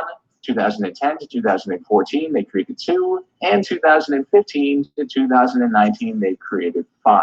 So basically, in each 5-year period since Pokemon blew up and became incredibly popular, it's been 0, 1, 2, and then 5 side games. Interestingly, right as the side games started really sprouting, that's when many fans started reaching a general consensus with regard to a general decrease in the quality of the games, right around X and Y in 2013. Wrong. I'm perfectly happy with Sun and Moon and everything that's been happening since then. Again, it's a narrative. This guy is trying to push this narrative onto you in spite of it, like, not really making a whole lot of sense if you really think about it. Like, he's just taking this random article and making these insane theories based on it. It's ridiculous. Then with Sun and Moon, Ultra Sun and Ultra Moon, and of course, Let's Go. But in addition to all of this, listen to the next thing that Inoue says, which absolutely shocked and infuriated me personally. There are 2 different production teams here, simply named Production Team 1 and Production Team 2. Team 1 is fully dedicated to Gear Project, while Team 2 is for the Pokemon operation. What this means is that Game Freak as a company is prioritizing Gear Project, which is Production Team number 1, more than Pokemon in general. We are always trying to create something that is equally exciting or more exciting than Pokemon. Wow. To this, I have no idea what to say. I am absolutely dumbfounded. Yeah, how dare they try to make something new? How dare they try to branch out and experiment with new IPs and new ideas? How dare they not, like, just rehash Pokemon every single generation and nothing else? It's just, I hate it. I hate it. I hate this argument. I hate it. Game Freak employee actually came out and straight up said that the company prioritizes side games more than Pokemon itself, which is what the company... He didn't say that. Like, you don't even know what Gear Project is. Like, just... company is known for. This is exactly what I've been saying all along. And it just so happens that Game Freak announced its biggest side game project of all time about 8 months before this interview is posted. How interesting. This is especially ridiculous if you consider how much more of an impact the Pokemon games have made on people's lives and how much more people love it than any other game that Game Freak has ever made, even in their early days before Pokemon. In fact, Game Freak's best-selling side game ever has been Yoshi for the Game Boy, which sold 3.1 million copies and was released 5 years before Red and Green came out in Japan. Comparatively, Game Freak's worst-selling main series Pokemon game of all time was Pokemon Crystal, which sold more than double that at 6.4 million. In total, main series Pokemon games have sold over 250 million copies, meaning that Pokemon accounts for over 97% of Game Freak's all-time sales, even though they were in business making games 6 years before Pokemon even came out. Not only is Game Freak apparently prioritizing the Gear Project and its side games, but it's also working on its most massive side game to date, concurrently with Sword and Shield.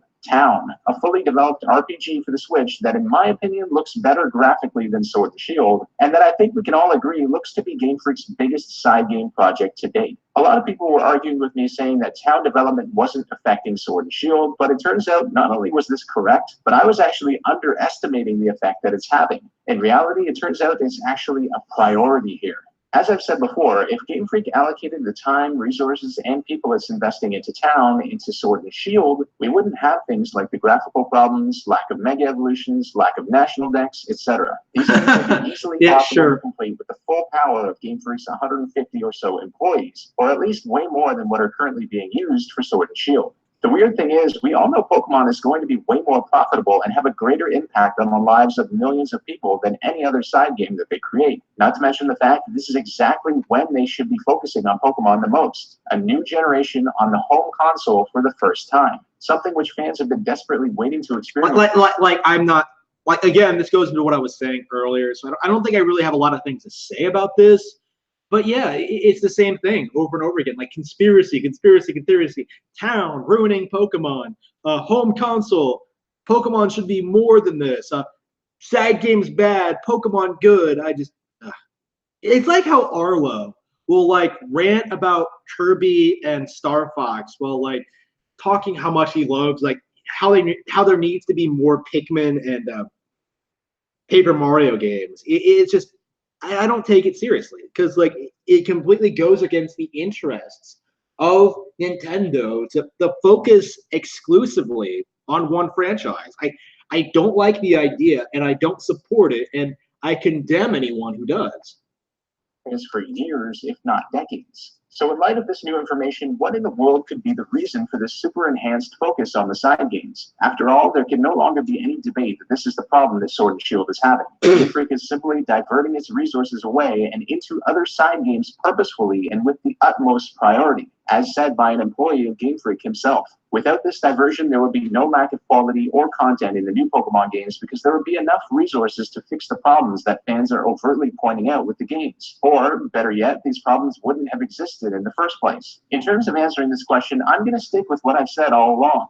Game Freak is losing influence in the Pokemon Company because of the success of Pokemon Go and the company's newfound focus on mobile gaming. And Game Freak needs a safety net. I think they've realized that so long as they get a new generation and a new Pokemon game out there every couple of years, it will sell enough to at least be profitable. But now they wish to branch out and make something new. And in the words of Unue himself, create something that is equally exciting or more exciting than Pokemon. It seems to be a combination of these two factors, a bit of complacency knowing that Pokemon will sell even if all of Game Freak's efforts aren't put into it, and having a planned B series of games in case Game Freak continues to lose importance within the Pokemon Company. Anyway, there it is, everyone. Proof that Pokemon is in the backseat in terms of Game Freak's priorities. And yeah, proof, as if. Just Yet again. ridiculous. What a complete joke. Yeah, Arlo is like the most boomer Nintendo fan I've ever seen in my life. Well, the stereotypical boomer, we're like, yeah, you can't like certain things. Kirby bad, Pikmin good. It's just, man, I don't like a lot of these YouTubers, but like Arlo in particular gets on my nerves, like more so than most people. I don't care for the way he handles his situations and like handles the controversy and handles, the reveal of certain Nintendo franchises. Hating Star Fox Zero but loving Starlink. That's just plain disgusting to me.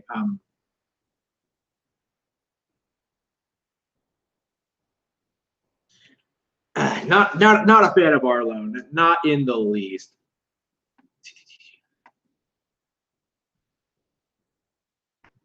Game Freak is getting called out for their laziness in Pokemon Sword and Shield. Shovel Knight's getting a board game, maybe. And Stranger Things popped up in Fortnite. Wow! Who are these people? I just randomly clicked on this video and I don't know who this guy is, but Game Freak is lying about their effort for Pokemon Sword and Shield. This should be a good one. You know what? Game Freak, you are. I don't know what you're fucked. All right, that's all I can say. Game Freak, you blew it. Okay. I just I saw today a bunch of people were talking about this. It was all over the internet that I saw Game Freak is dying. I just don't know. I don't know what to say. Apparently, someone on Reddit. Let me find his name here. Mystic Song on Reddit. Reddit. He gets his sources from Reddit. Of all companies, this is your Reddit. This is what Redditors are like. This is a real life Redditor right here. Wow.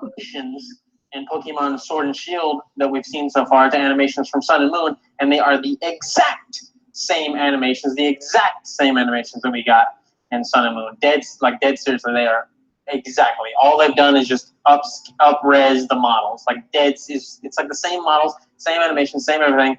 And Junichi Masuda, when he was talking about why they can't, people keep saying that, but I'm not sure. Again, it just goes back to what I was thinking. Like, is that actually true? And I don't think it probably is not, right? Because we can sort of see like the increased detail and just it is an improvement over Sun and Moon. I think like it looks less up. I don't want to say blocky, but like up-resing it is really all they really needed to do because the models looked great to begin with. So criticizing the models makes absolutely no sense to me. Put all the new Pokemon in the game. His main reason, actually, not even one of his main reason was because they're forced to create high-quality animations. Like, we're forced to create high-quality animations, guys. We can't do that for everybody. but you didn't even make high quality animation. You just up-res the current ones you had. Like, are you kidding? It just gets worse and worse with Sword and Shield. It doesn't get better. There's not like one little morsel of news that comes out where it's like, okay, well, there's that at least. At least there's that. It's always like, oh, you thought that was bad? Check this out. Boom. Suck on that, bitch. What was he even talking about? Like, I've heard plenty of things, positive things about Sword and Shield. Like, come on, just come on. And it's like, Jesus Christ, Game Freak, not Pokemon Company. Pokemon Company's too busy caring about the mobile. We're going to talk about Pokemon Masters here in a second, which is another mind fuck, something. It's all going to tie in. Strap in, okay? But yeah, it's forced. Like he said, they were forced. Like there's someone's like with a knife to it. They're like, you better do it. You better make those high quality animations or else. And it's like, you're this lazy that okay. First of all, you're not making new animations. You're reusing old ones. You're not making new models. You're reusing old ones. You're just up-resing everything. That's it. Okay. And you can't just do that with all the other Pokemon. How much longer did that take? I watched a video of someone making a brand new from scratch Wingull animation, and they did it in less than a day. So I don't know how many employees Game Freak has, but you just get all your boys on there, crank it out. It'll only take a couple months. You got all the animations, but they're not doing it. They put a press release, a statement out. I think the president of the Pokemon Company was like, "This was a hard decision for us. We were like, we love Pokemon, but we were like, can't do it. Look at the calendar, can't do it." So I don't know what is going on behind this, but they do not give a fuck. That's what's going on. They try to pretend like they care. They're going to pretend like they're not going to put out a statement being like, I mean, we really don't give a shit. I mean, they're going to be like, yes, we were so passionate, we were so upset that we couldn't have a Pokemon in there. It's like, it's just terrible news. It's terrible, right? And I first saw this on Switch Force, and Gabe was over here talking about it. He's like, I mean, I don't think it's that big of a deal. That's why anytime bad news comes out about Pokemon Sun and Moon or Sword and Shield, Gabe's always just like, I'm still excited. I'm raring and ripping to go. I don't think there's a problem here. I was like, Gabe, did you ever play Pokemon? Do you actually give a shit about Pokemon? Because I do. All right. I want a good Pokemon game. Sun and Moon, I was out. I was done. I was like, I can't do this. I was so excited for this, and my hype levels just keep going down. I'm just getting frustrated. I'm like, oh my god, why? Why, Game Freak? Why are you so lazy? Why are you just tarnishing? Lazy, just man. The good name of Pokemon console games, and they're doing it in favor of. They're working. They got all their team really putting the polish and the shine on their new Town game. You look at Town, it looks awesome. The art style, the graph, everything looks great for Town. It looks so good. They got we've seen comparatively less of Town than we've seen of Sword and Shield. So I find it really strange how people will like push this narrative that like, oh, it's clearly more technical and impressive than Sword and Shield. And I don't know, we've seen a lot more from Sword and Shield. I'm sure Town has problems too. It's bizarre, right? Oops. Bizarre, just straight up bizarre. Hang on, where's my?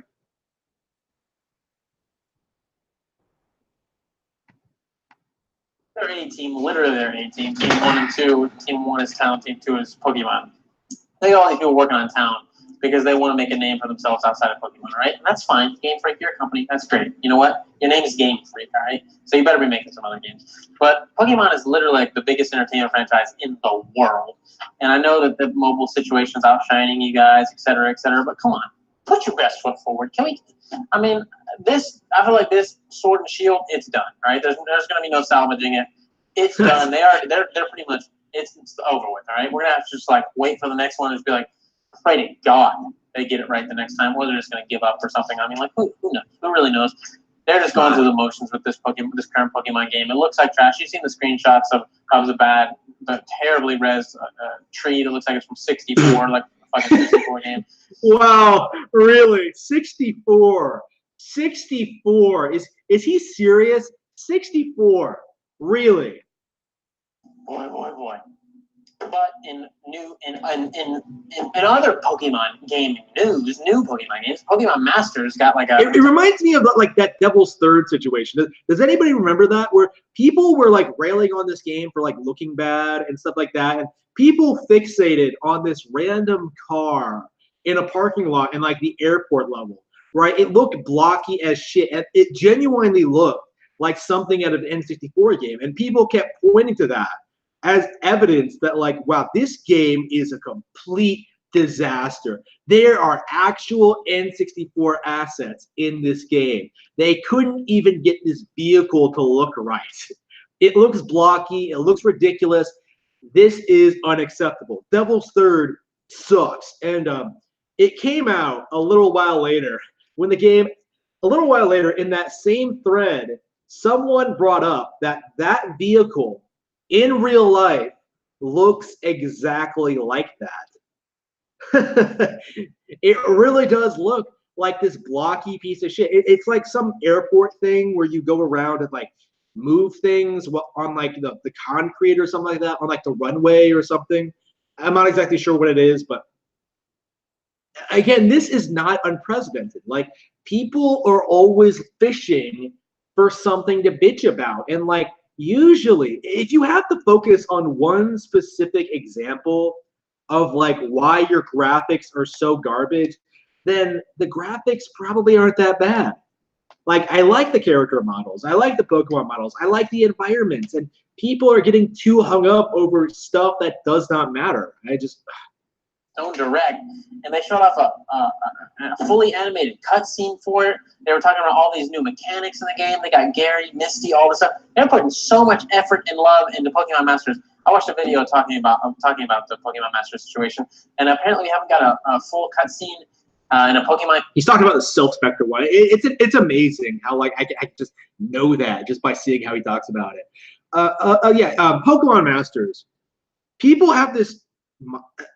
Again, it has an anime cutscene in the beginning. Like, it's just, all it's doing is just appealing to the mobile audience of like presenting things that they might actually be familiar with. Because like, of course, mobile audiences are people who like generally sort of maybe never got into Pokemon or maybe just vaguely aware of it. It makes sense that they would like shove anime only characters into it in order to appeal to those kind of people, right? It makes perfect sense to me. Game in over like 10 years or something like that. It was a long time. I don't remember. Don't quote me on the numbers. Please don't quote me. But it's been a really, really long time since we got a fully animated cutscene in a game. Maybe it was for X and Y. I'm not sure. Okay, that wouldn't be 10 years. That doesn't make any sense. It was something about Mega Evolution. So 10 years out the window. Fuck me, right? That was really incorrect. But it's been a long time. It's been a really long time. And they're really trying for Pokemon Masters. It looks like a good game. Like, all the stuff that I saw about it, they're talking about. Like, I know it's got the weird triple battle mechanics, but it looks like a good game. I'm like, why can't we put this much love, care, and effort into like revolutionizing and revamping Pokemon, the console series? Like, why? Well, the mobile game, obviously they're gonna make so much fucking money. I was literally out in Murfreesboro, Tennessee the other day, and we saw like 50 people. Literally, that's not an exaggeration. I swear to God, it was like 50 people at one point playing Pokemon Go in this plaza. Not a single one of them. No, it might have been a handful, honestly, but mostly it was like middle-aged men and women that would never buy a Switch, never buy a Pokemon game on Switch. Yeah. So mostly it really was. And I'm like, that's why they're focused on this, because they get everybody roped in with the mobile games. Because every mom and dad has got a cell phone. They're just like, Pokemon, we play Pokemon. It's just like, yeah, it's so simple and basic. Like, I'm going to the mall. Oh, you're play Pokemon. I'm done. Don't play Pokemon. All right. I'm done with this. Man, I'm hungry. I think I'm almost done for the night. I don't think there's anything else I wanted to talk about. I've covered everything. Let's see. Let me shut down the screen share.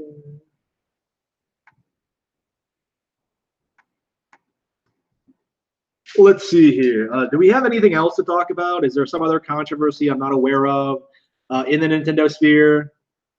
Smash Bros. Controversy. I heard there were people raging about Dragon Quest being in Smash Bros. But I didn't see that. Like, I didn't see any of that.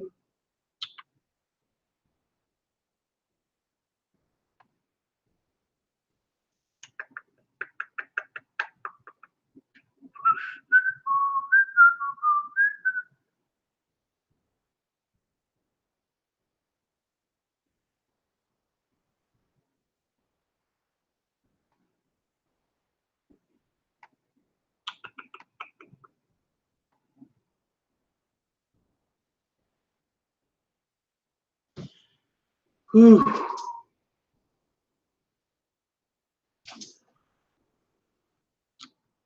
Yeah, I think that's it. I'm ready to get back to the scale 5 and start playing some video games again. Gonna be a blast. Hopefully, I'm on the last chapter, so I should be able to finish it tonight. I'm gonna go out, get something to eat, and then go back to playing the scale 5, and hopefully it'll be done this weekend. And finally, I can move on with my life. Love me some the scale 5. Right, so I think that's it for now. Maybe next time we'll think about maybe getting some guests on here. I wanted to invite someone on because I figured out how Google Hangouts works, but it was too short notice, I think. Next time for sure. All right, I think that's it. I think that's a wrap. Not much else to talk about. I want to get back to games. Time to get back into doing what I love. I'll see you guys next time.